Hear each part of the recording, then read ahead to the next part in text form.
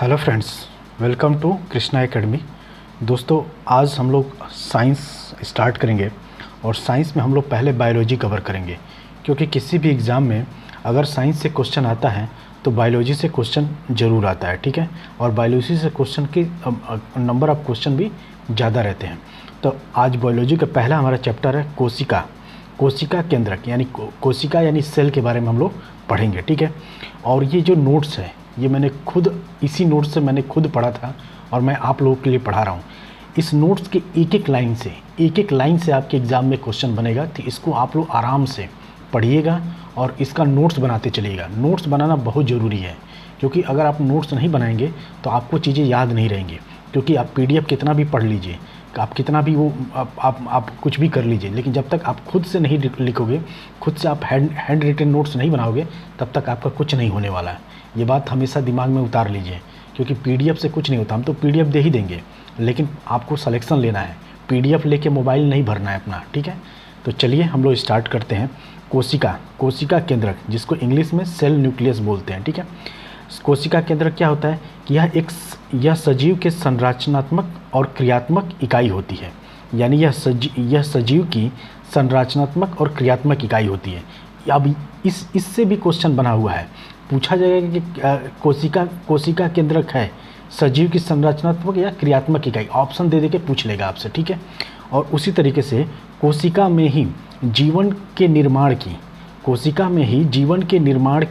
सारी क्रियाएं होती हैं, ठीक है। केंद्रक के आधार पर कोशिका को दो भागों में बांटा गया है। पहला प्रोकैरियोटिक और दूसरा है यूकैरियोटिक, ठीक है। अब DNA क्या है? DNA एक आनुवांशिक पदार्थ है। जैसे जब मैं पढ़ाई करता था तो कुछ, जैसे जब टीचर कोई पढ़ाते थे तो कोई अच्छी चीज़ें बताते थे, तो मैं यहाँ पे एक बॉक्स में उसको नोट कर लेता था। तो यहाँ पे क्या मैंने नोट किया है कि DNA एक आनुवांशिक पदार्थ है, ठीक है। अब आते हैं प्रोकैरियोटिक कोशिका पे। प्रोकैरियोटिक कोशिका क्या होता है? तो प्रोकैरियोटिक जो कोशिका होता है वो प्रो प्लस कैरियन से बना होता है। प्रो का मतलब है प्रिमिटिव, यानी कि प्राचीन, और कैरियन का मतलब होता है न्यूक्लियस, यानी कि केंद्रक। यानी कि जो प्रोकैरियोटिक है यह प्राचीन केंद्रक से बना होता है, लेकिन इसमें केंद्रक नहीं पाया जाता और यह पूर्ण विकसित नहीं होता। यानी प्रोकैरियोटिक जो कोशिका होती है वह पूर्ण विकसित नहीं होती है। ये बात भी आप याद रखेंगे। अब हम लोग देखेंगे कि प्रोकैरियोटिक जो होता है, प्रोकैरियोटिक कोशिका जो होती है वो कहाँ पाया जाता है? तो वो पाया जाता है बैक्टीरिया में, ठीक। माइकोप्लाज्मा बैक्टीरिया में माइकोप्लाज्मा बैक्टीरिया में, और ग्रीन ब्लू एल्गी, जिसे हम ग्रीन हरित शैवाल कहते हैं, तो इनमें भी क्या पाया जाता है? प्रोकैरियोटिक कोशिका पाई जाती है। अब प्रोकैरियोटिक कोशिका कैसी होती है कि इसमें केंद्रक नहीं पाया जाता और यह पूर्ण विकसित अवस्था में नहीं होती, यानी कि वेल डेवलप्ड नहीं होती, ठीक है। और किसी केंद्रक को केंद्रक तब कहते हैं जब उसमें ये चार चीज़ें होती हैं। तो कौन कौन सी चार चीज़ें हैं? जब इन चारों में से कोई एक नहीं रहेगा तो ये क्या कहलाएगी? केंद्रक नहीं कहलाएगी। तो इसको हम लोग देखेंगे वो कौन कौन सी चीज़ें हैं। तो ये फिगर है आपका, ये जो फिगर है इसमें ये जो आपका है, ये जो दोहरी झिल्ली है, इसको बोलते हैं डबल मेम्ब्रेन, यानी कि इसे दोहरी झिल्ली बोलते हैं, ठीक है। इसके अंदर ये जो हरे हरे कलर का डॉट बना है, ये होता है केंद्रक द्रव्य, जिसको इंग्लिश में क्या बोलते हैं? न्यूक्लियोप्लाज्म, यानी कि किसी केंद्रक को केंद्रक तभी कहते हैं जब उसमें चार चीज़ें पाई जाती हैं। पहला डबल मेम्ब्रेन, यानी कि दोहरी झिल्ली। दूसरा था न्यूक्लियोप्लाज्म, ये जो हरा हरा डॉट है ना, ये क्या है? ये न्यूक्लियोप्लाज्म, यानी कि केंद्रक द्रव्य है। और ये जो धागे टाइप के बने हैं, रेड कलर के धागे इधर से उधर, इसको बोलते हैं क्रोमैटिक नेटवर्क, यानी कि क्रोमैटिन धागे। और ये जो क्रोमैटिक नेटवर्क यानी कि क्रोमैटिन धागे हैं, ये किसके से बना होता है? तो यह दो चीज़ों का बना होता है। पहला DNA प्लस हिस्टोन प्रोटीन। तो आपसे क्वेश्चन पूछा गया है कि क्रोमैटिन धागे किसके बने होते हैं? तो ये DNA प्लस हिस्टोन प्रोटीन का बना होता है। एक मैं कह रहा हूँ ना, एक एक लाइन से, इस नोट्स के एक लाइन से क्वेश्चन आपका बनेगा।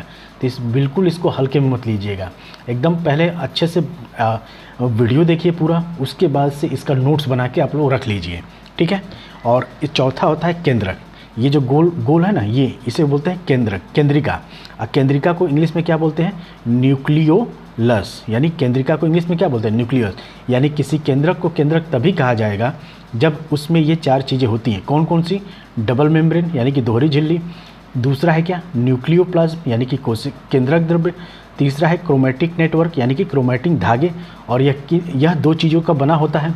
2 चीज़ों का बना होता है। पहला है डीएनए प्लस हिस्टोन प्रोटीन, और चौथा है हमारा केंद्रिका। केंद्रिका जिसको इंग्लिश में न्यूक्लियोलस बोलते हैं। अब हम आते हैं यूकैरियोटिक प्रकार की कोशिका में। तो यूकैरियोटिक प्रकार की कोशिकाएं कहाँ कहाँ पाई जाती हैं? तो मनुष्यों की कोशिका, ठीक, समस्त जंतु एवं समस्त पौधों की कोशिकाएं यूकैरियोटिक प्रकार की होती हैं। यूकैरियोटिक किससे बना होता है? तो यूकैरियोटिक मतलब किन 2 शब्दों से बना है? तो यू प्लस कैरियोन। यूकैरियोटिक जो है, जो यू प्लस कैरियोन शब्द से बना है। यू का मतलब है कि वेल डेवलप, और कैरियोन का मतलब होता है न्यूक्लियोलस यानी कि केंद्रक। यानी कि यूकैरियोटिक कोशिका में क्या होती है? वेल डेवलप होती है, यानी पूर्णतः विकसित होती है, ठीक है। यानी कि अगर आपसे क्वेश्चन पूछेगा कि मनुष्यों की कोशिका किस प्रकार की होती है, वो यूकैरियोटिक या प्रोकैरियोटिक, तो आप कहेंगे यूकैरियोटिक। क्यों? क्योंकि जो मनुष्यों की कोशिका होती है वो वेल डेवलप होती है, यानी कि क्या होती है? पूर्ण विकसित होती है, ठीक है। और प्रोकैरियोटिक कोशिका में डीएनए पाया जाता है, अतः प्रोकैरियोटिक अनडेवलप्ड कोशिका पाया जाता है। यानी क्या है? प्रोकैरियोटिक कोशिका में डीएनए पाया जाता है, लेकिन फिर भी प्रोकैरियोटिक जो कोशिका है यह अनडेवलपमेंट कोशिका होती है, यानी कि इसमें अनडेवलपमेंट कोशिका पाई जाती है। किस में पाया जाता है? तो प्रोकैरियोटिक कोशिका में। लेकिन अगर मैं बात करूँ यूकैरियोटिक कोशिका में, तो यूकैरियोटिक कोशिका में वेल डेवलप्ड कोशिका पाई जाती है। अब हम आते हैं केंद्रक। केंद्रक क्या कहलाता है? न्यूक्लियस क्या कहलाता है, ठीक है। न्यूक्लियस क्या कहलाता है? तो न्यूक्लियस की खोज सबसे पहले किसने की थी? तो न्यूक्लियस की खोज की थी 1831 ईस्वी में रॉबर्ट ब्राउन ने। तो आपसे ये भी क्वेश्चन पूछा गया है कि केंद्रक का खोज किसने किया है? तो ये किया है रॉबर्ट ब्राउन ने। कब किया है? तो 1831 ईस्वी में, ठीक है। और केंद्रक होने के लिए क्या क्या वो 4 चीज़ें ज़रूरी हैं? तो पहले तो केंद्रक झिल्ली होनी चाहिए इसका, फिर केंद्रक द्रव्य होना चाहिए, फिर क्रोमैटिक धागे होने चाहिए, और केंद्रिका पाया जाना चाहिए। जब तक ये 4 चीज़ें नहीं रहेंगी कोई केंद्रक नहीं कहलाएगा, ठीक है। अब आते हैं हम एक एक चीज़ के बारे में देखते हैं कि केंद्रक झिल्ली क्या होती है, केंद्रक द्रव्य क्या होता है, क्रोमैटिक धागे क्या होते हैं, और केंद्रिका क्या होती है। इसके बारे में अब हम लोग पढ़ेंगे। तो आते हैं, पहला हमारा है कि केंद्रक झिल्ली, जिसको इंग्लिश में क्या बोलते हैं? न्यूक्लियर मेम्ब्रेन बोलते हैं, ठीक है। केंद्रक जो झिल्ली है यह केंद्रक के समस्त पदार्थों को सुरक्षित रखती है। यानी कि ये जो केंद्रक झिल्ली है इसी के अंदर सभी पदार्थ सुरक्षित रहते हैं, ठीक है। और दूसरा, कोशिका द्रव्य केंद्रक द्रव्य को निश्चित सीमा में बनाए रखती है। यानी ये जो कोशिका द्रव्य है जो है वह केंद्रक द्रव्य को निश्चित सीमा में बनाए रखती है, ठीक है। और तीसरा है हमारा कि यह आनुवांशिक पदार्थों को सुरक्षित रखता है। तो क्वेश्चन आपसे बनेगा कि निम्न में से कौन सा आनुवांशिक पदार्थों को सुरक्षित रखता है? तो ऑप्शन दे देगा केंद्रक झिल्ली, केंद्रक द्रव्य, क्रोमैटिन धागा या केंद्रिका। तो क्या होता है कि आनुवांशिक पदार्थों को कौन सुरक्षित रखता है? तो आनुवांशिक पदार्थों को केंद्रक झिल्ली यानी कि न्यूक्लियर मेम्ब्रेन सुरक्षित रखता है। और यह जो केंद्रक झिल्ली है यह किसका बना होता है? तो यह लाइपोप्रोटीन से बना होता है। लाइपोप्रोटीन मतलब क्या होता है? लिपिड प्लस प्रोटीन, यानी कि इसको वसा, लिपिड क्या होता है? एक वसा होता है, वसा का सरलता रूप में क्या होता है? लिपिड होता है। तो लिपिड और वसा, लिपिड यानी कि वसा और प्रोटीन से बना होता है। कौन बना होता है? तो केंद्रक झिल्ली बना होता है। ये भी याद रखिएगा क्योंकि क्वेश्चन में आपसे पूछ लिया जाएगा कि केंद्रक झिल्ली किसकी, निम्न में से किसकी बनी होती है, ठीक है। तो किसकी बनी होती है? तो लिपिड प्लस प्रोटीन, जिसको वसा या प्रोटीन भी बोलते हैं, क्योंकि वसा का ही सरलतम रूप क्या होता है? लिपिड होता है, ठीक है। अब आते हैं हम दूसरा हमारा है केंद्रक द्रव्य, जिसको न्यूक्लियोप्लाज्म बोलते हैं, ठीक है। और न्यूक्लियोप्लाज्म को समझने के लिए पहले हमें जीव द्रव्य को समझना जरूरी है, क्योंकि जब तक हम जीव द्रव्य को नहीं समझेंगे, यानी कि प्रोटोप्लाज्म को नहीं समझेंगे, तब तक हम केंद्रक द्रव्य को नहीं समझ सकते। तो चलिए अब हम देखते हैं जीव द्रव्य। जीव द्रव्य क्या होता है कि यह केंद्रक के समस्त द्रव्यों को इकट्ठा रखता है। तो तो क्वेश्चन में आपसे क्या पूछा जाएगा, आपसे क्वेश्चन कैसे बनेगा कि केंद्रक के समस्त द्रव्यों को कौन इकट्ठा रखता है, तो ये रखता है जीव द्रव्य। यानी कि यह जो जीव द्रव्य है यह केंद्रक के समस्त द्रव्यों को इकट्ठा रहता है। अब जीव द्रव्य किन दो शब्दों से बना है, तो जैसे प्रोटोप्लाज्म किन दो शब्दों से बना है, तो ये बना है प्रोटस प्लस प्लाज्मा। किन दो शब्दों से बना है, तो प्रोटस प्लस प्लाज्मा। प्रोटस का मतलब होता है फर्स्ट यानी कि पहला, और प्लाज्मा का मतलब होता है स्टेज, यानी यह क्या है, यह पहली अवस्था है। ठीक है, जीव द्रव्य किसकी है, यह जीव द्रव्य कोशिका की पहली अवस्था होता है जीव द्रव्य। ठीक है, तो अब आप समझ गए होंगे कि जीव द्रव्य क्या होता है। और जो हमारा जीव द्रव्य होता है यह जीवन निर्माण की भौतिक आधारशिला है। तो आपसे क्वेश्चन में पूछा जाएगा कि जीवन निर्माण की भौतिक आधारशिला कौन है, तो वह है जीव द्रव्य। ठीक है, और यह जीव निर्माण की पहली अवस्था है। मैंने बताया ना कि प्रोटोस का मतलब क्या होता है, प्रोटोस का मतलब होता है फर्स्ट, और प्लाज्म का मतलब होता है क्या, अवस्था। यानी यह जीवन निर्माण की पहली अवस्था है। कौन, तो जीव द्रव्य। ठीक है, प्रोटोप्लाज्म क्या होता है, तो प्रोटोप्लाज्म में मैंने बता दिया। अब देखिए साइटोप्लाज्म क्या है, तो साइटोप्लाज्म जो है यह सेल के अंदर पाया जाता है। और न्यूक्लियोप्लाज्म क्या होता है, तो न्यूक्लियोप्लाज्म जो होता है यह केंद्रक के अंदर पाया जाता है। तो आपसे क्वेश्चन पूछा जाता है कि सेल के अंदर निम्न में से क्या पाया जाता है, साइटोप्लाज्म, प्रोटोप्लाज्म, न्यूक्लियोप्लाज्म या प्रोटोप्लाज्म। तो क्या पाया जाता है, सेल के अंदर साइटोप्लाज्म पाया जाता है, जबकि केंद्रक के अंदर न्यूक्लियोप्लाज्म पाया जाता है, यानी कि केंद्रक द्रव्य पाया जाता है। तो ये तो हो गया मतलब कि प्रोटोप्लाज्म के बारे में। अब हम लोग देखेंगे केंद्रिका के बारे में हम लोग अब पढ़ेंगे। तो केंद्रिका क्या है, केंद्रिका को इंग्लिश में क्या बोलते हैं, केंद्रिका को इंग्लिश में न्यूक्लियोलस बोलते हैं। और यह केंद्रिका जो होती है कहाँ पाया जाता है, तो केंद्रिका जो है केंद्रक के अंदर पाया जाता है। यानी कि न्यूक्लियोलस जो है वह केंद्रक के अंदर पाया जाता है। और इसमें आरएनए का संश्लेषण होता है। यानी केंद्रिका में क्या होता है, केंद्रिका में आरएनए का संश्लेषण होता है। और यह मनुष्य के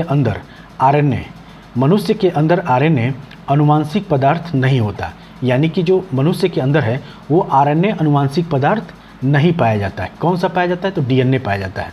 यह कुछ विषाणुओं का अनुवांशिक पदार्थ है। जितने भी विषाणु हमारे होते हैं, जितने भी विषाणु हम होते हैं, ये सब आरएनए वाले होते हैं। आरएनए विषाणु रखते हैं, मतलब आरएनए रखते हैं। ठीक है, तो विषाणुओं में क्या पाया जाता है, आरएनए नामक अनुवांशिक पदार्थ पाया जाता है। लेकिन आरएनए का काम क्या है, आरएनए मनुष्य में क्या करेगा, आरएनए मनुष्य में राइबोसोम का निर्माण करेगा। और ये जो राइबोसोम है इसको क्या बोलते हैं, इसको प्रोटीन निर्माण की फैक्ट्री बोलते हैं। तो आपसे क्वेश्चन पूछा जाएगा कि प्रोटीन निर्माण की फैक्ट्री किसे कहते हैं, तो राइबोसोम को कहते हैं। ये क्वेश्चन बार बार आपसे एग्जाम में पूछा गया है। इसलिए दोस्तों ये जो नोट्स है बहुत ही इंपॉर्टेंट है, तो इसका नोट्स आप लोग बनाते चलिए। तो क्या है, प्रोटीन निर्माण की फैक्ट्री किसे कहते हैं, तो राइबोसोम को कहते हैं। और जो आरएनए होता है वो क्या करता है, वो प्रोटीन निर्माण में सहायता करता है। यानी जो आरएनए का काम होता है, अगर ये मनुष्य में होता है क्या होता है, तो प्रोटीन निर्माण में सहायता करेगा। लेकिन आप लोग ध्यान रखिएगा, प्रोटीन का निर्माण कहाँ होता है, तो प्रोटीन का निर्माण अमीनो एसिड से होता है। ठीक है, प्रोटीन का निर्माण किससे होता है, तो अमीनो एसिड से होता है। अब प्रोटीन निर्माण की फैक्ट्री किससे कहा जाता है, तो राइबोसोम से को कहा जाता है। अब हम देखते हैं आरएनए 3 प्रकार का होता है। बस यहाँ पे जान लीजिए, आरएनए के बारे में हम लोग अलग से पढ़ेंगे। आरएनए 3 प्रकार का होता है। पहला होता है मैसेंजर आरएनए, जिसको शॉर्ट में mRNA बोलते हैं। उसी तरीके से दूसरा होता है ट्रांसफ़र आरएनए, जिसको tRNA बोलते हैं। ठीक है, और तीसरा होता है राइबोसोम आरएनए यानी कि rRNA बोलते हैं। और राइबोसोम आरएनए ही प्रोटीन का निर्माण करेगा, यानी यही प्रोटीन का निर्माण करता है। तो दोस्तों ये थे आज के साइंस का वीडियो, पहला वीडियो। उम्मीद है आप लोगों को पसंद आया होगा। अगर पसंद आए तो प्लीज़ कमेंट करके ज़रूर बताइए कि कैसा लगा है आपको ये वीडियो। तो मिलते हैं अगले वीडियो में, तब तक के लिए धन्यवाद।